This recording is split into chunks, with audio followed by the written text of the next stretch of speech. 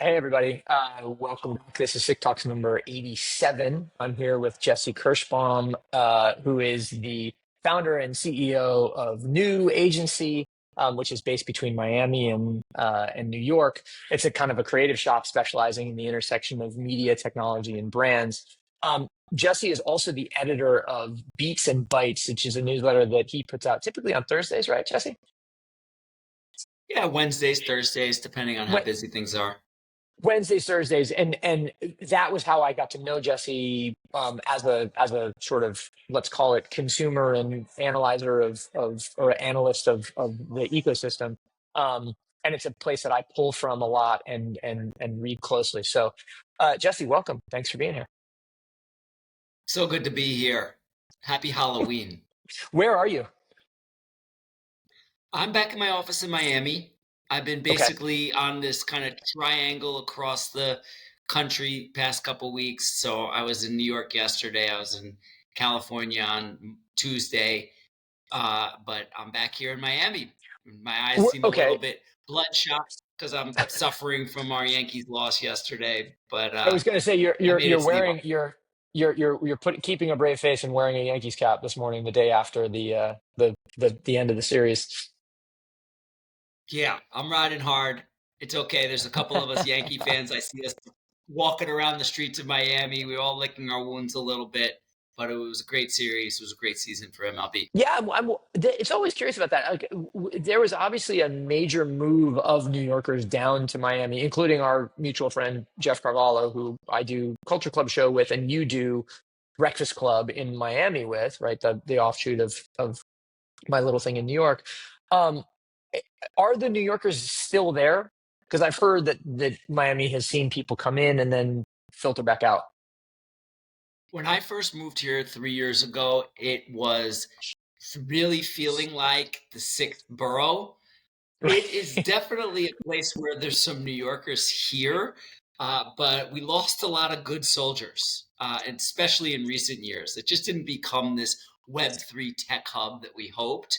And so Right. there are great people here, and it's definitely a lot of perks to living in Miami. It's a wonderful lifestyle, but it doesn't have that. Like, just to put perspective, I'm in this tennis group. It was called Miami Tech Tennis. When it first Okay. started and I got it, there was like 200 people. Now there's like 16 people because everybody moved back to New York Okay, got it. and San So, Francisco. but you do have a very easy to understand single elimination tournament with 16 people every week, right? We still got a nice crew. And I mean, Jeff obviously will test. Our breakfast club is just so necessary. It's a great way to bring creative folks together in Miami, and a lot of us are kind of transient East Coast, but Right. Florida always feels like a place where New Yorkers went to spend winter. So I'm hoping Yeah, that we're going to get a great season as the weather starts to finally pick up and hurricanes start to leave this neighborhood. I was going to say I mean, it being Halloween, as you noted, where we are, the season is looming, right? So you're going to start to see everybody filtering back down, the snowbirds and everybody else. Yeah, there's definitely a time where it's really good to be in Florida. And I would say that's like December, where, that's like magic. January, February. So I'm going to get a couple good months and hopefully everybody will come visit.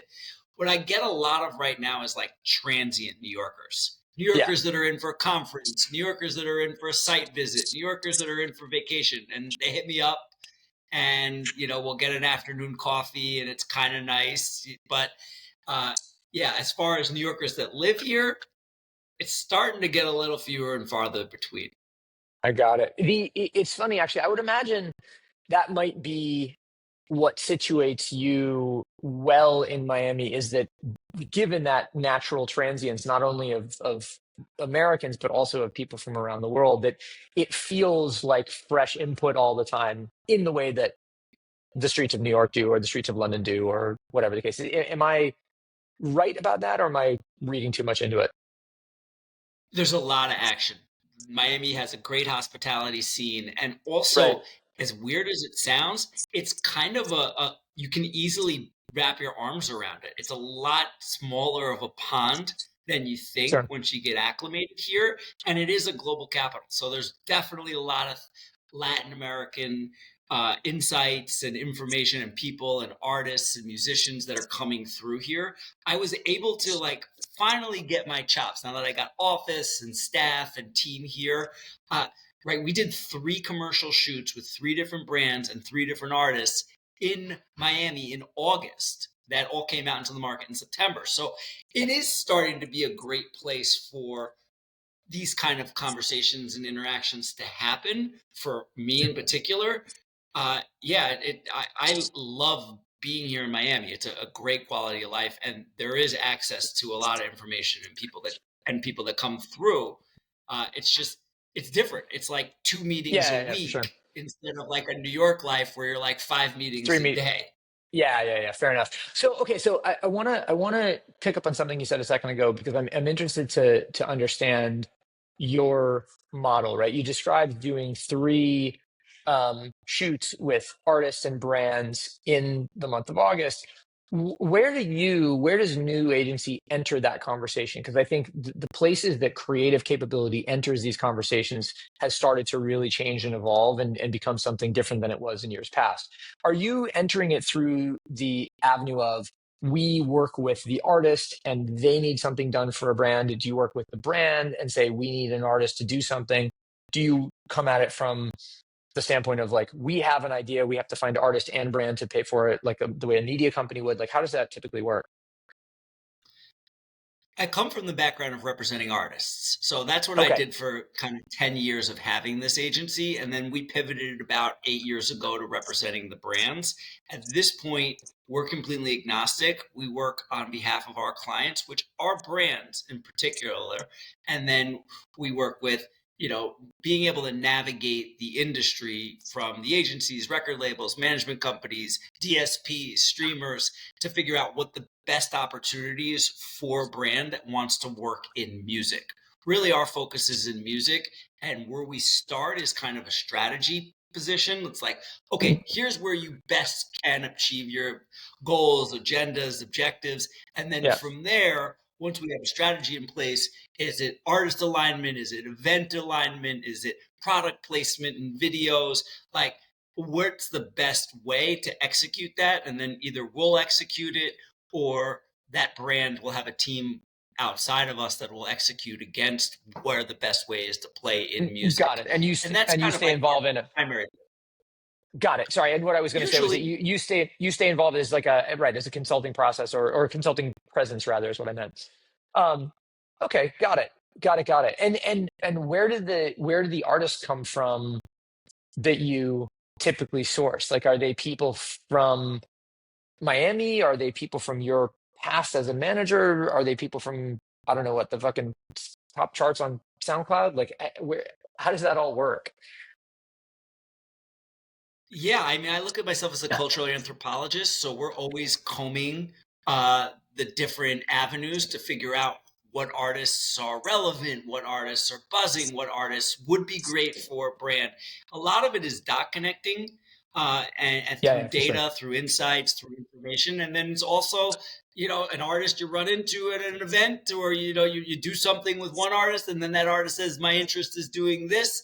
And you can be able to connect those dots through relationships and just being able to see where that would make a lot of sense in the marketplace. So it's really not one formula. I think we do have a menu of services, but then again, we could come up with a crazy idea, or an artist or a brand could tell us an idea, and then we could help make that idea come to life. It's the agency model in particular. A guy plate spinning at all times, and you just kind of hope that a couple of these ideas are going to take off into the stratosphere.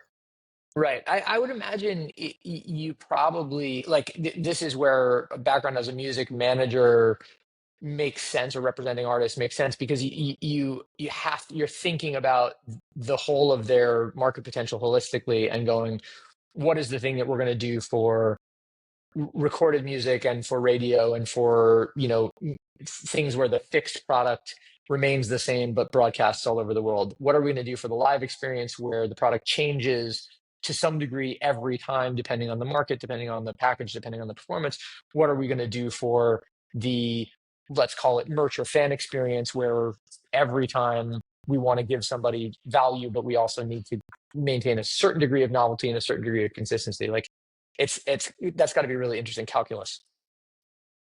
And then there's the collab, right? Which has Oh, become yeah, of so course. important. Originally, it was like the feature. Who's going to be featured on the album? What's the remix going to be? How are we going to create new audience? And now it's like, what brand should we partner with? How do we partner with brands? Like, kind of what Barbie did is the Mhm. model that I think brands, releases, movies, artists should all be thinking about. How can you create brand extensions through other audiences and others?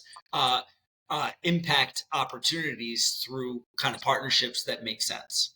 And that's Yeah, a it's big funny. area that I focus on. I got invited to a dinner last night that was hosted by Lauren Sherman, who writes the fashion newsletter for Puck. And it turned out to be a bunch of big sort of essentially fashion executives and fashion journalists, were really fashion editors, and me. I was there basically because I it was hosted by a real estate corporation, and so I can speak the language of both of those universes, and so I guess I was there as a sort of a, you know, cultural savant. But in any case, one of the things I talked about with one of these CEOs of a fashion label was about a let's call it street level brand that has done a bunch of collabs and keeps itself alive with the collabs while its mainline product is a tiny fraction of the business. And it's such an interesting flip on the way that these things began, right? Where it was the big brand, the big, CPG or fast food brand drafting off the successful business of the indie. And now it's like the indie keeping itself alive with money from the big brands, but doing so in a way that doesn't hurt its like mainline indie business. I just find that like a fascinating flip. It is an interesting time. Look, it's case by case, and obviously the Of course. pendulum swings both ways. And brand is most important to all of it, so you just kind of constantly want to be feeding your brand while you're doing these partnerships. I would be scared if I was one of these indie brands that was just fully reliant on the collab versus like having their own installation and fan base, Yeah. or at least consumer base. But yeah, I mean, it's, always trying to figure out the new way to hijack audience, hijack the airwaves, get edge and grow To, audience and grow opportunity to sell. so to that end, like I said at the beginning, I discovered you and new agency through Beats and Bytes, right? Which is this newsletter that you publish Wednesday, Thursdays, and typically starts with a little bit of a scene setter mini essay from you on kind of what you've been up to and what you see happening in the music business or in the music and brand overlap business, and then goes through and it features stories that are drawn largely from music business sources, although there's obviously some pop culture stuff there. There's some streetwear stuff. Um, in the same way as my newsletter is like a labor of love and a loss leader and a bit of a pain in the ass at times, I would imagine Beats and Bytes might be that for you too. But it, do you do it as a front door for the agency, or do you do it because I don't know what, you're a sort of a compulsive information collector, or like what's the motivating factor there? How did it start? It started as an event series that I was doing called Sound Control, Oh, and then we turned okay. that into an award show. And eventually, I was just like, throwing events is a hard thing to do on a regular basis when I'm also Yeah, trying to run an agency. And it's nice and it's complimentary, but we have obviously interest. So we took that install base and we turned it into this newsletter. And over time, what it's done is a couple things. One, it's been like going to the Trends gym. Every week I skim 1,000 articles, I read 100, I pick 10. That is almost like a gift or a love letter to the industry because it gives them edge on what's going on in the music and brand space. Secondly, sure. it's a platform for POV. Every venture fund, every agency should have a voice, and this allows me to share our POV, which is extremely valuable when it comes to talking about this space. And also, it's been a huge door opener. It's a big revenue driver in terms of new business. And it's like a serendipity bomb. Every week I put it out in the world. You never know what's going to come back. So it keeps me Yeah, sharp. yeah, It brings in new opportunities. And it's also a kind of gift or love letter to the industry. It's definitely a lot of work. It definitely keeps me really sharp. And it's how I met you also, because I heard about your newsletter. And then I started reading your newsletter, and then I tracked you down, and then we met at an event at a conference, yeah, yeah, and then we started a dialogue. And then, from now we're doing Breakfast Club, which is like having a ripple effect in Miami, affecting all these great people, thanks to your concept that I went to your Breakfast Club in Brooklyn, yep, and I said, we got to do this in Miami. This is going to be yeah, yeah, great. And next thing I know, we're off to the races here. And like every week, a new circle of people are being impacted, collaborating, having a good time, sharing ideas. Like there's so much value in just the thing of doing a newsletter on a hmm consistent basis for, in the position of doing it as a labor of love. Like this isn't our business, but I actually think it could be, but that's a separate conversation. yeah, right, exactly. Well, I mean, at some level of development or scale or whatever the case may be is. But I love the that term you just used, serendipity bomb, to describe the newsletter. Like it goes out without expecting a particular result, and then what results is surprising, exciting, interesting, valuable, extendable, whatever the case may be. And I guess I never thought of my newsletter in exactly that way, but that's what it does for sure. And you never know, right? You go to this dinner, Hmm. right? So many parties, events, galas, conferences, speaking engagements, phone calls from people. Every one of those could be a portal to a whole new world of opportunities, right? You go Yeah, to that dinner, you meet these people become new contacts, new clients, new conversations that could open your life to all sorts of new thinking and possibilities. So every week, it's just like opens me up to a pretty large audience that then brings back feedback, insights, opportunities, thoughts that I might not have considered, that then yeah, just yeah, could basically each week like make me stronger and sharper. Plus, for you sure. know how it is. I don't know how you pull so many links. It's amazing, but to be able to scan that many articles, to read that many articles, to take notes and digest that many articles, and then to share what you're sharing. I know you curate this at such a high level. It's amazing how much information we're downloading. Well, I appreciate that. I mean, I think you talked about your process. Read like scan 1,000, skim 100, select 10 or whatever the case is in Beats and Bytes. Scan a It's not thousand, a it read 100, select 10. got it. Okay. So well, it's so either way, my process is very much the same. I probably do more skimming than I do um, like close reading because what I'm really interested in is pattern recognition and just kind of going like, okay, this thing shows up here, shows up here, shows up here, has this shape here, and this shape here. What does that portend? What's the curve that's suggested by it? But but it does. This is a great jumping off point for the discussion that this whole show is ostensibly about, which is as a companion to SIC, um, the links this week and the stuff that you found most interesting from it. So I shared the work in progress link list with you, and you picked out 5 or 6 articles I think that jumped out at you as being most relevant or most interesting to you. So I want to visit those for a second. Let me find your I just notes. want to say one thing that I think is so Go for it. interesting about what you just said, something I heard this week at a conference when I was in a closed door session. We were talking about how media is changing and how newsletters and kind of these curators of these links are becoming more and more relevant and becoming like kind of changing the face of media. If it was in the New York Times today, it's yesterday's news, whereas what we're reporting on and a lot of people like us are reporting on is like what's happening in the moment of the moment Yep. with a POV. This person who's an executive at Hulu referred to this as she was looking at the space. She's like, oh yeah, I've seen this.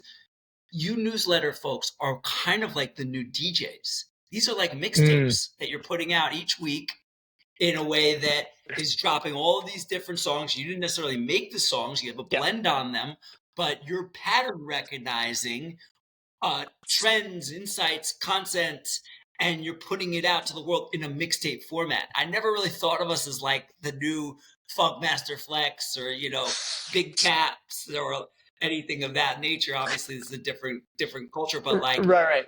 isn't that it's cool to think of that as like what we're doing here as kind of mixtape DJs. When you said pattern recognizing, I said, oh my goodness, this is Yeah, actually what they're yeah, that's doing. so funny. That's so funny that you should mention that because it made me instantly think of um the compilation CDs that the Fader and Cornerstone Promotion used to do for both the hip hop side of their business and the indie side of their business. And you knew that everything on there was something that Cornerstone was working as a record to radio, but it also was put together in a way that was sufficiently broad and thoughtful that it felt like here's a survey of the music landscape, not just like here are the clients that we're flogging. And then it that inspired me to work on a series of mixtape or not mixtapes but compilation promo CDs for a company called heavy.com. This is in 2003 2004, and it was how I got introduced to Vice. But I would make a compilation CD and do all of promo licensing with all the record labels, which is how I got to know many of my friends in indie music. And we would send that out as a promo piece for Heavy's web and development services. Essentially, you'd send it to ad creative directors, and they'd be like, "Oh, this is cool. Who are these guys? Oh, they can build me a campaign, or they can build me a website, or whatever it was." And it was a very roundabout way to get to like web production work with through music, but it worked really well. And I think that's probably the essence of what your whole business is, right? It's like using music as that cultural um, fulcrum to get to relationship wherever it may be with consumers and brands. Exactly. And that's so sick that you came from actually being a mixtape DJ to what you're Oh, I doing mean, now. It's just such a night night natural fit as a nightclubs and as a nightclubs curator. and parties and all of that stuff. Yeah, yeah, for that as well. Um, okay, so sorry. Now let's get back to this. So you sent probably, yeah, 6 links I think here. Where do you want to start? Which is the one that you want to jump into first?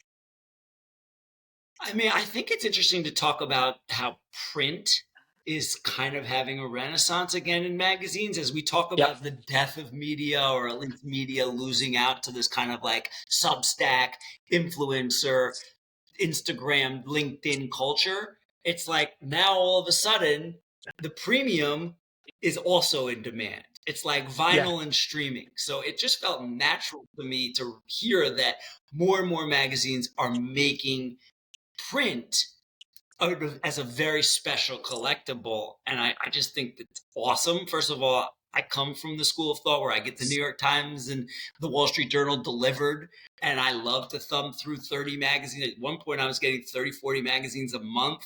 I mean, I have been scrapbooking for, however long. I got my Oh my journal God. here with all my different ideas and different parties and thoughts and texts that I loved, and still It's got a lot way to amazing. go this year. But like, to know magazines are still coming in every day, and at least now they're putting them on a premium, it just gets interesting as a collector from an Yep. ephemeral standpoint, from an information standpoint.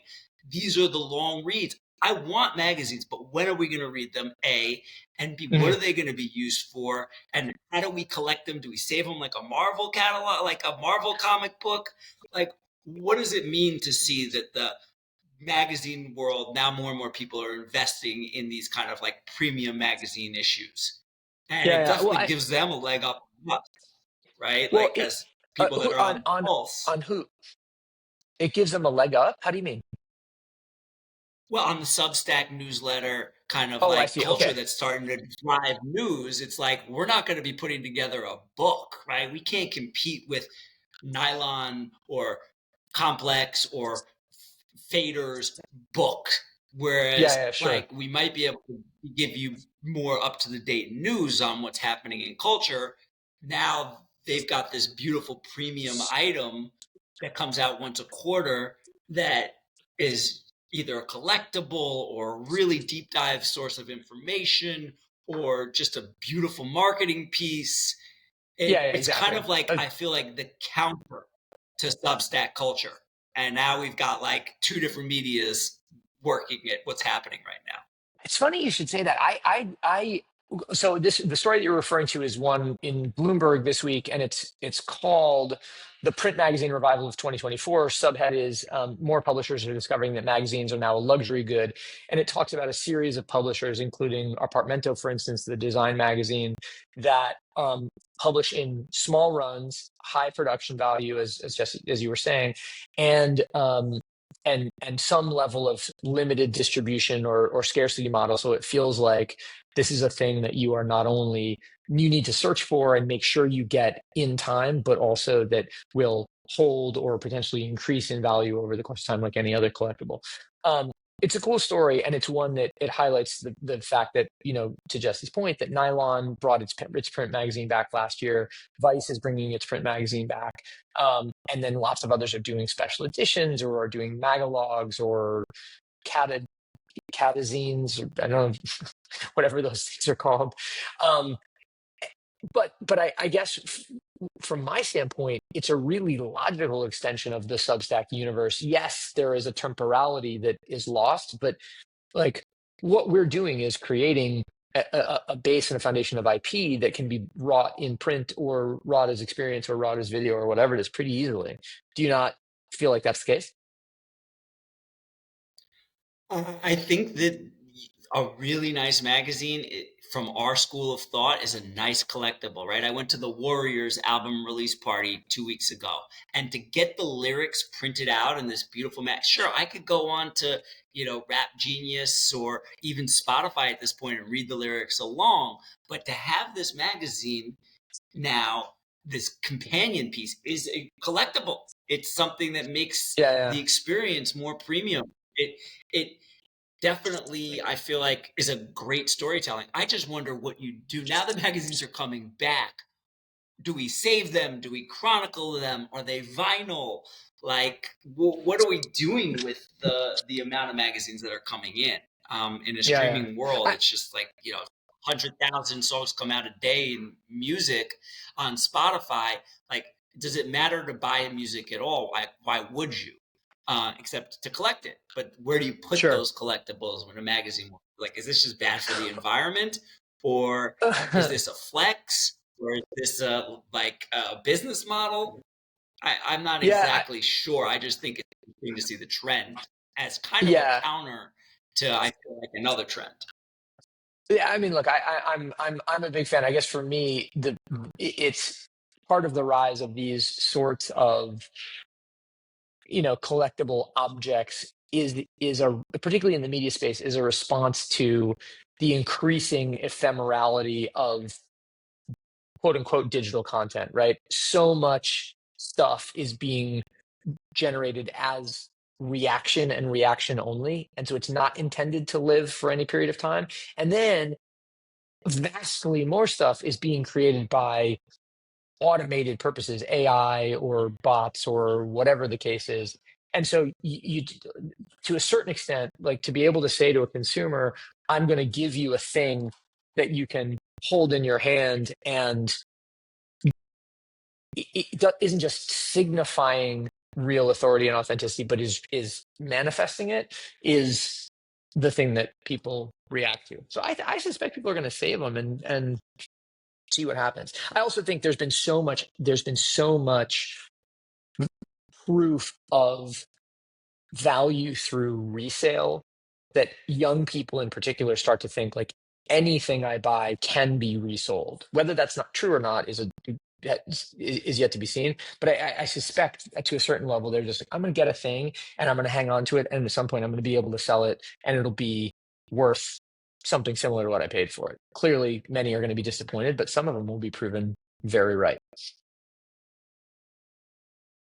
It's a really interesting story. At least I feel like, I guess, something to look at. And I think if we start to end on this year of 2024, what trends actually move the needle and what the world's going to look like, um, it's cool to see that print magazines are back on the rise in a Yeah. new format. So okay, so speaking of formats and the music business, one of the stories that there was a Pitchfork article about Tyler the Creator's new record Chromacopia, which full disclosure, I have not listened to. I've seen the video for the first single and listened to the first single, but I haven't gotten into the record yet.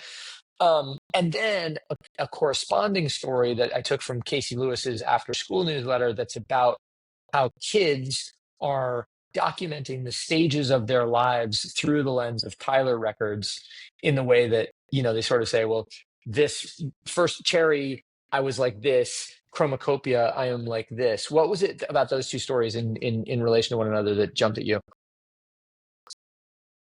First of all, I just think Tyler is a creative force. So whatever he's Truly, doing is truly. interesting to some extent. I think obviously the album is the album. It feels a little like the old Tyler. He's got some great features on it. But what's really interesting from a kind of like music industry standpoint is he released on Monday, right? He did a whole different thing in terms of release schedule. So that shifts the conversation by doing something like that.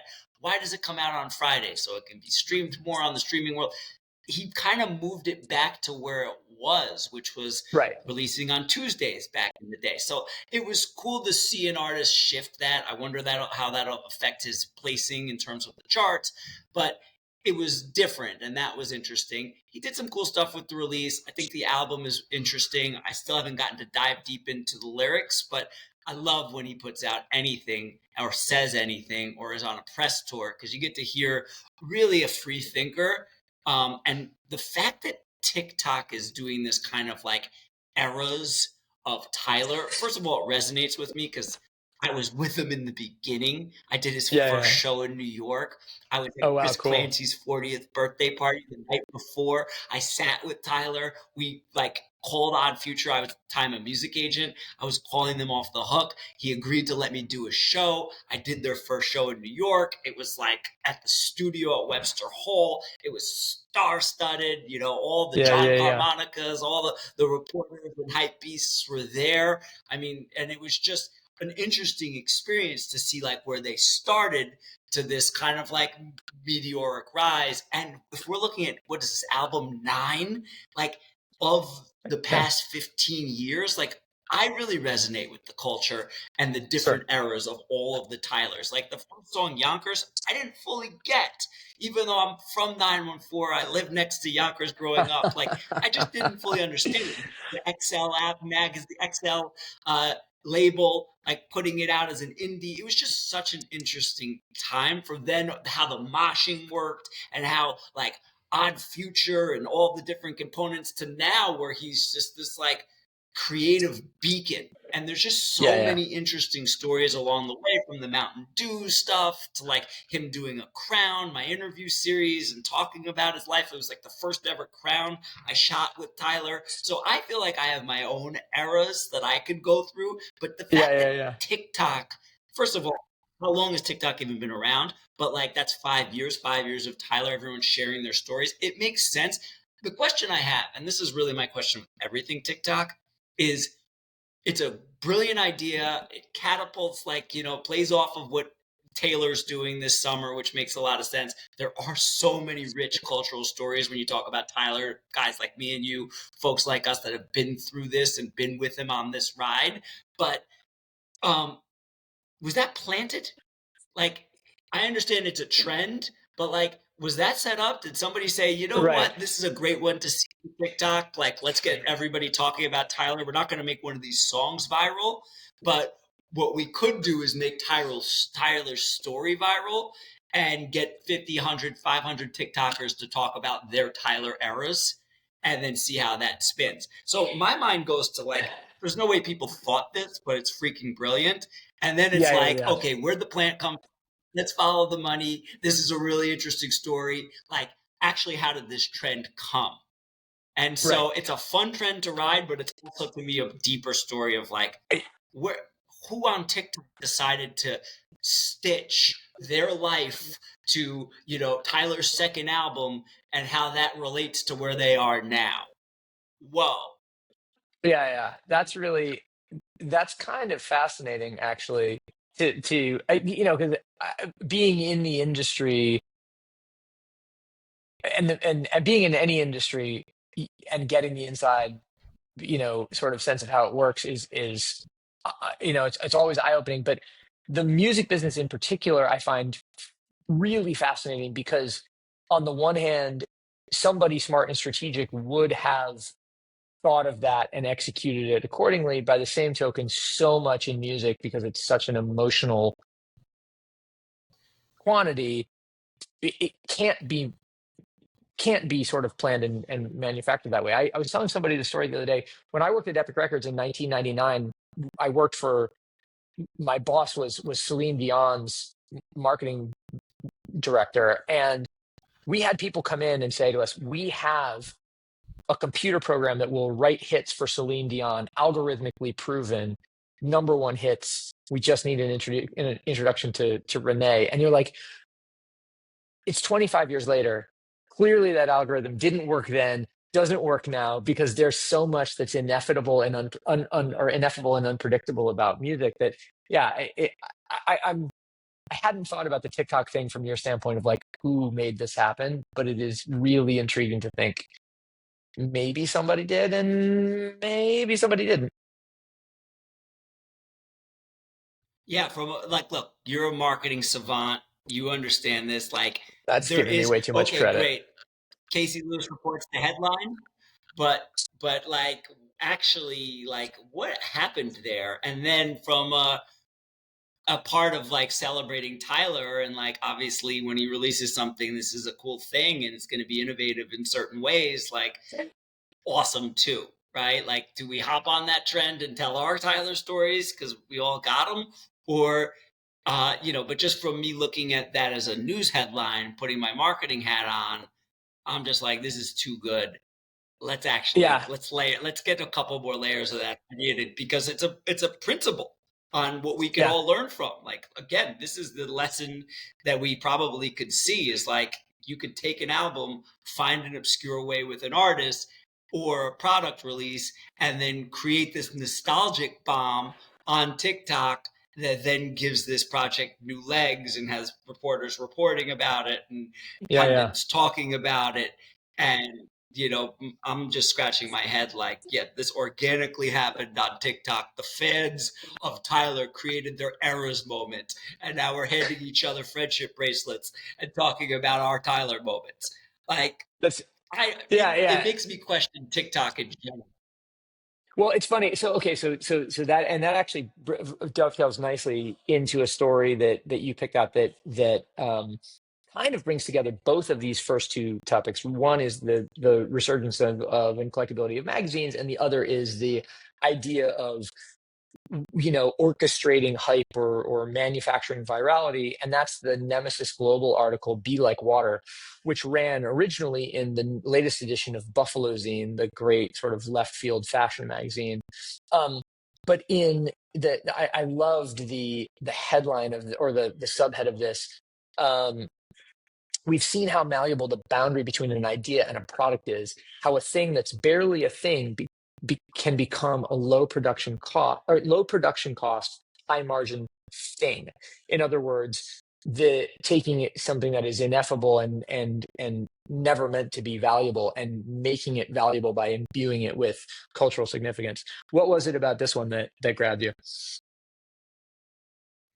Yeah, this got my mind racing on a couple things. First of all, Be Like Water. Anything Bruce Lee just kind of puts a little bit of swag to it and just makes me Right, of kind of have a course. little pep in my step, and just reminds me of that like quote, as a human, you want to flow instead of be Hmm. rigid. Hmm. But when I think about that, one of my favorite memes and like social kind of commentaries is like, when you think about pricing, when you think about water, water could be $1, water could be $5. Water could be in a Voss bottle. It could be $15. Water, the same 12 ounces of water could have so many different prices. When you put the context to it, that's all that matters when it comes to the price. Water is the water, but all of these different waters have different prices based on how they're Yep. packaged, where they're positioned, what room they're selling, and how they're marketed. And so when I think about that, I'm always like, wow, you could sell this product 50 different ways at 50 different price points. It's the same product, just based on the context and packaging. So this kind of got my mind racing, like, okay, yeah, I love that meme. That's something that's so important, I think, under talked about in like the power of what we do as marketers and context and culture, and understanding this is like the same 12 ounces of water could have all of these different uses and price points just based on what room you're in. The value of the Right, product right. changes. Uh, Value creation. Yeah. and then the other, yeah, so like that kind of got my mind racing. And then there was one more element of water that really stuck out, which was about this article. And I'm just kind of blanking on that for a second. Got it. So this one was written by Nemesis Global, which is Emily Siegel, who former guest on the show, or previous guest on the show, who also was part of K-Hole, the let's call it brand strategy trend forecasting team that invented Normcore and a bunch of other things. Um,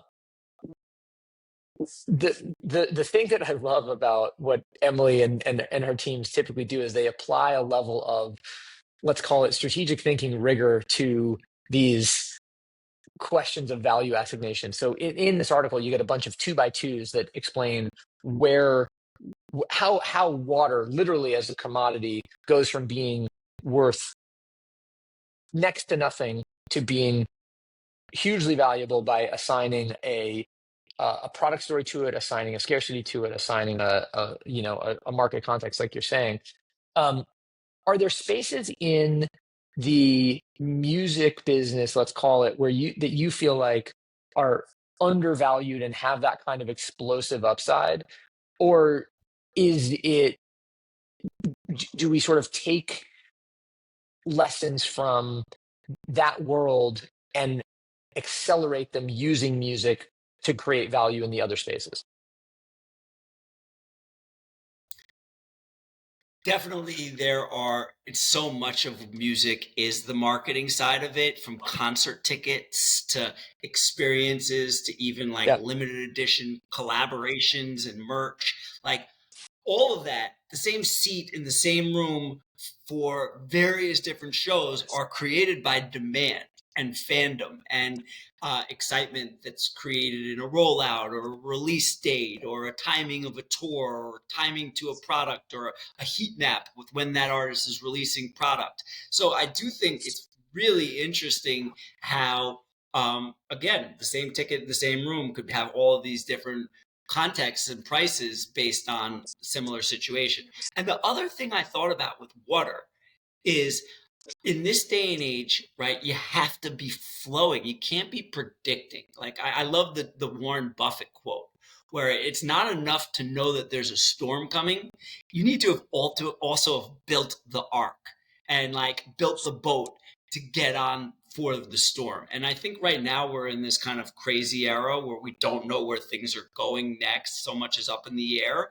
And so you want to be nimble, you want to be kind of surfing, you want to have your surfboard polished so you can ride the wave, but you just don't know which is going to be. So I feel like you yeah, want to be able to not just, you want to be like water. You want to flow with that next trend and be able to react to the information versus like kind of being rigid and form based. So I yeah. thought this article kind of touched me in so many different ways, from marketing to Bruce Lee to also this kind of like current state of affairs, but just in general as a mindset, as a kind of curator. It's not about like a strong POV. It's like strong ideas loosely held is so Sure. important in a world where like the wave is coming and you're just not sure which direction it's going to break. Yeah, that is intriguing. That one other interesting vector, and then because you touched on something that I think leads us to another link. But one thing I want to say before we go, the other thing that's interesting about this particular piece is that Buffalo Zine, in its last 3 or 4 editions, has released its entire magazine as a PDF for free, so that if you didn't want to buy it, you didn't have to go find a copy, and you didn't have to buy it, you didn't have to subscribe. They've changed that with this issue, and they haven't made it available as a PDF. So you have to, if you want the magazine, you have to go find it. But this article is seeding out a bit of the magazine. And I wonder to what extent they've thought about it as a marketing strategy, like drive demand by seeding out bits through the contributors themselves, as opposed to sending it the whole thing out through a central hub. So I think to your point, like we're seeing these strategies evolve in real time, and and And also, what better distribution, speaking of water, like the affinity, like what has better distribution than water? Sure, Oreo is in true. Target. Like we just released a chocolate milk with DJ Khaled, and that's in 7-Eleven and on Amazon and at Walmart. But like water, the distribution is brilliant. You get it in your hands, you get it in the bathroom, you get it to It comes from the drink, sky. like you get it Comes from the sky. every which way. Like, That's so funny. Wait, okay, but hold on. from the sky. Like Okay, but wait, hold on. DJ Khaled, chocolate milk. Please explain. yeah. It started as as basically Nesquik was trying to do something in music. They'd never done a partnership with music. Who should we work with? An executive came to us, and we sourced different options. We looked at a bunch of different ideas, and we decided, or collectively decided, that DJ Khaled tested really well, was family friendly, is a fantastic spokesperson, is funny, is culturally relevant. So we shot a commercial with him to start in Okay. May in Miami. It went really well. And then, as sitting with Khaled, the brand said, why don't we try to launch a flavor with him, an original product? And so Khaled is talking to me and he's like, I want the cinnamon to be the star. He's like, I want this to be a cinnamon forward drink. And I'm like, huh. And he's like, I want it to be called Cinnabon. And we couldn't obviously get Cinnabon trademarked. It was a little hard. Nestle said, A little but we tricky, were yeah. able to get cinnamon bun trademarked. So Okay. as cinnamon bun started to be figured out as the flavor for this, we collectively came up with the concept another bun.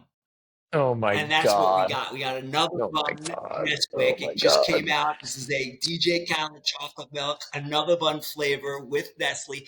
Just dropped in October. Sales are already through the roof because the distribution of Nesquik is so wide, and Khaled is such a Yeah. fantastic spokesperson for this that it just becomes like all of a sudden we are everywhere in the right rooms, and within the first 4 weeks that it's out, That's so we're already funny. talking about what the next. Yeah, That's yeah, that's it's a fun one. The video is amazing and hilarious. But like, look, you can see like the details of the Jordan. Obviously, we had to get that yeah. cleared. But the best is like DJ Khaled, another bun That's so with funny, Nesquik. dude. It's It's just I a mean, fun concept. yeah. But Well, I was yeah, gonna say, like as a student of pop culture and a dad, that joke really lands well. good, good. It's a Yeah, funny one. yeah. It's a weird kind of thing. But when you think about distribution, like, yeah, we're in 10,000 stores shooting a 7-Eleven commercial coming up, but like water's everywhere. So if Yeah, if this zine company, this magazine company wants to put out or seed their article, doing it in association with water, just I don't know. When I saw that piece, I didn't even know the zine when you mentioned it. Now I feel like I got to go pay homage to them and yeah. find it or read deeper into it. But seeing this, it just got my mind thinking about all those different components. So I highlighted Yeah. that as a kind of quick reference.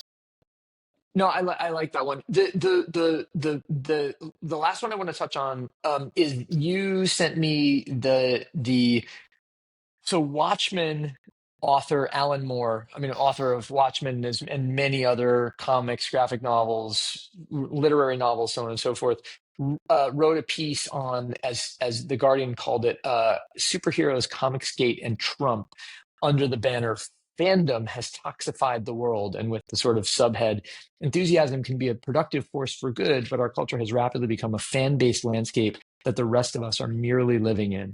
Um, Talk about that one. What was it? What was it that jumped you there? I just think in so many ways, fandom is the key to brand and brand success Yep. right now. Like what Grateful Dead and what Taylor Swift and what even like Chaperone, these fan communities are the best kind of way to connect, and it's a big touch and connection point. But also, these fans are also overwhelming. You've got to always be feeding them. They can overstep their boundaries. Are they good intentioned or bad intentioned? Like it's just a very complicated world, but I think that everybody's trying to figure this out. Like I think a big theme in 2025 is going to be how to get direct to consumers and how you kind of do fandom and community on scale, and that becomes the movement. And I think what's happening with the elections and what's happening with Marvel, it's become a really good case study. We're going to learn a lot from how the elections were handled. Even like going on podcasts as a marketing tool for impact is just way more powerful and way more useful to these candidates than pretty much any other marketing vehicle. Yeah. I feel like fandom and community and super fans and direct to consumer conversations are just a really, really important conversation for I think the next evolution of what culture marketing is going to look like. So let's take that as an article of faith because I agree with you. But I think the point that Alan Moore was making also is that these fandoms, the more that we lean into them and the more that we become to rely on them, the more that we exclude people who are not part of the fandom or opinions that are not canon within the fandom, and that's dangerous because it sends us to a foregone conclusion when without all of the available information. How does an artist, and Chaperone's a good example of this, how does an artist mitigate the need to feed a fandom without giving them so much that they poison themselves, which I think is to some degree the argument around Trump, and then also maintaining enough critical distance yourself so that you don't get dragged into an unsustainable situation? And I think this is, like Chapo has been complaining about. Like, what do you think there? I think it's really important to be able to open yourselves up to different ideas. I think critical thinking is so important right now more than ever, and I think it comes at Yeah, a premium. Yeah, if you're in a crew or you're in a club, maybe you don't want outside information from your parents or from somebody else that's not in the clique to be telling you what to do. You're believing and subscribing to this philosophy of this, whatever you're a fan of or whatever this kind of culture is. And so outsiders don't get it in the same way you do. But really, again, it goes back to strong ideas loosely held. You have to be able to have discourse. You have to be able to have communication. I commend Chapel for it's tough because your goal in life is to be a star, and then you're, in the spotlight and everybody wants a piece of you, and now you're slapping everybody back and telling everybody back up.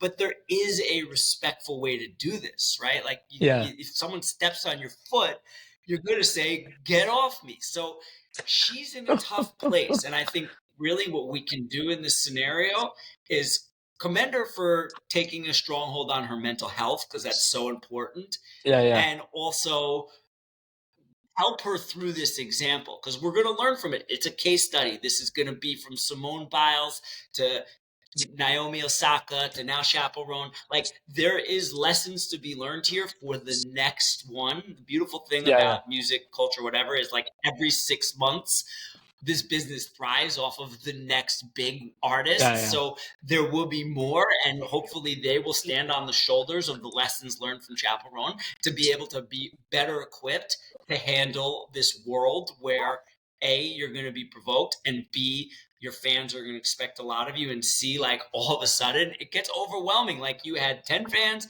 and then you had 100 fans, and then you had 10,000 fans, and then you have 100,000, and then a million. Exponential growth in a position where like you're a hockey stick in pop culture, and it happens that fast, especially in a viral market, like it can be extremely overwhelming. So Yeah. there is lessons to learn, and there are case studies to go from it, and like everybody's goal is to go viral and to hit it big, and when you do, it just becomes pretty overwhelming. Like I'm sure Yeah. even on like newsletter days or like whatnot, like my newsletter grows. Like how do you keep up with you're as a human, Dunbar's law, 150 people is really the only like kind of network that you can hold on to. Well, now there's 10,000, 20,000, thirty Yeah, thousand yeah, people sure. that you're communicating with about your ideas on a regular basis. And she's doing it with 10 million. And Right. she's not maybe necessarily built for that. So I think there's just a lot of, as we look into super fans and direct to consumer and this kind of growing world of community, how you manage it from like 10 to 100 is a really interesting conversation point. Yeah. And I think, look, from Chaperone, we're going to learn. And I think that conversation should not just be glossed over. I think, again, it's a Harvard case study when it's all said and done on how to Yeah, get for from sure. 10 to 100.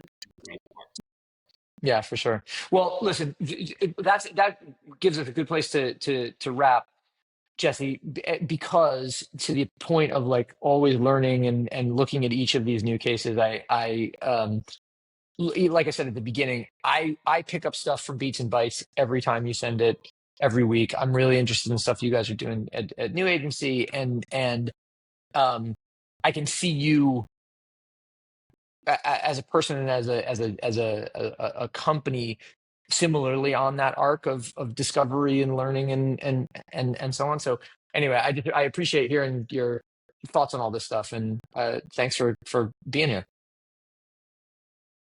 Ben, thank you so much for having me. You are a catalyst to culture.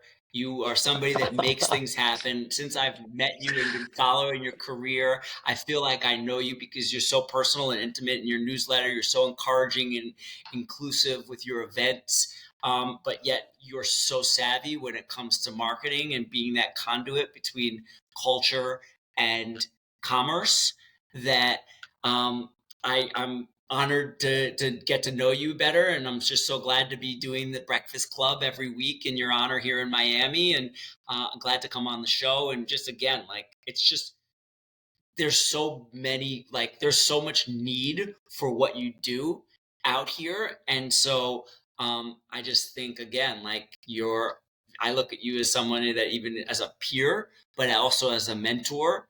I love your newsletter. I think it's Oh, thank you. overwhelming with how many links come in, but I also appreciate that it doesn't come every day, because I think I would be like totally swept away. But I heard about your newsletter from folks that I look at as people really in the culture. Richie Cruz told me Oh, about you sure. Shout out first. to This was Richie. a couple years ago. As people saying, you're our favorite newsletter, right? Like, I do a Oh, thank POV, you. I do a whole stance on mine. I'm coming in with a lot more kind of like of a of a of my kind of like professional personality. Whereas I feel like you know how to tap great folks. You know how to kind of synthesize this in a really kind of professional way. I just feel like you're a trusted voice.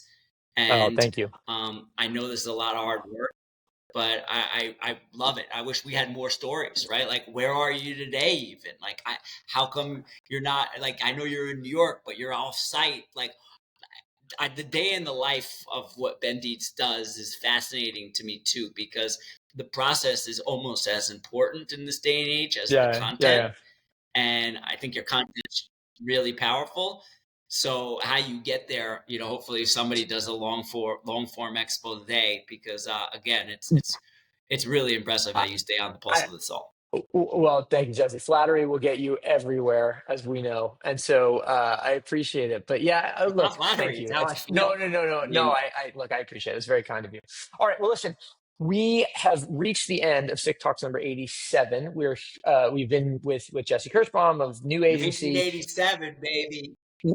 We and yeah, Jesse, it's been a pleasure. But I will talk to you again soon. In the meantime, you can find Jesse at Breakfast Club on Wednesdays in Miami. You can find me at Breakfast Club in Williamsburg on Wednesdays. And you can find us both online, the Beats and Bytes newsletter, which I highly suggest people subscribe to. And then, of course, through Sick Weekly. So anyway, Jesse, thanks again, and we'll speak soon. Great seeing you. Thank you.